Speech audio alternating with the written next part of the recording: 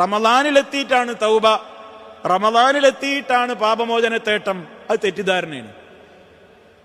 കാരണം റമദാനിന്റെ ആദ്യ രാവ് എത്തിക്കഴിഞ്ഞാൽ തന്നെ ഇദാ ജാഅ അവ്വലു ലൈലത്തിൻ മിൻ റമദാൻ, റമദാനിന്റെ ആദ്യ രാവ് എത്തിക്കഴിഞ്ഞാൽ തന്നെ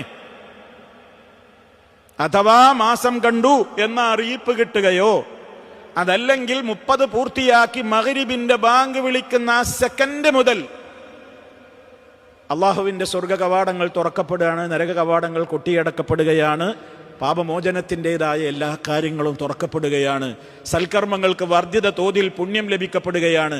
പക്ഷേ നമുക്കതിന് താല്പര്യമില്ലാതെ വരുന്നു. എന്തുകൊണ്ട്? നമ്മുടെ ഹൃദയം ക്ലീൻ അല്ല.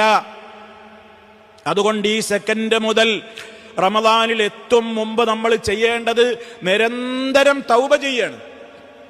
തൗബ ചെയ്യുക. റബ്ബേ, എൻ്റെ കഴിഞ്ഞ 11 മാസക്കാലത്തിൻ്റെ ഇടക്ക് ചെറുതും വലുതുമായ ധാരാളം പാപങ്ങൾ വന്നു പോയിട്ടുണ്ടാകും, പുറത്തു തരണേ. ആത്മാർത്ഥമായി അള്ളാഹുവിനോട് പശ്ചാത്തപിക്കുക, പാപമോചനത്തേട്ടം അധികരിപ്പിക്കുക, ഇസ്തിഗ്ഫാർ അധികരിപ്പിക്കുക. അങ്ങനെ നമ്മുടെ ഹൃദയം ക്ലീൻ ആവണം. പരിശുദ്ധ ഹൃദയത്തോടെ റമദാനിലേക്ക് പ്രവേശിച്ചാൽ ഇൻഷാ അല്ലാഹ് സൽക്കർമ്മങ്ങൾ ചെയ്യാൻ നമുക്ക് ആ മാസത്തിൽ മുഴുവനും ഉന്മേഷം അള്ളാഹു പ്രദാനം ചെയ്യും. കെസിൽ എന്ന് പറയുന്ന ആ ഒരു വലിയ മനോരോഗത്തിൽ നിന്ന് നമുക്ക് അള്ളാഹു കാവൽ നൽകുകയും ചെയ്യും.